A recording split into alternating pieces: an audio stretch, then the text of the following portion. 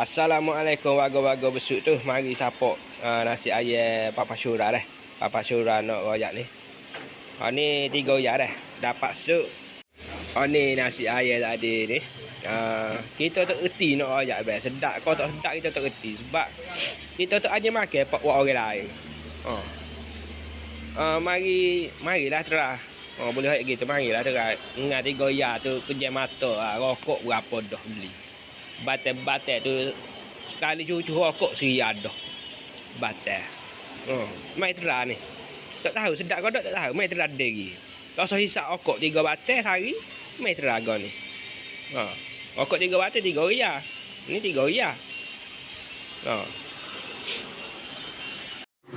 Belakang medan selera perkara nyiri.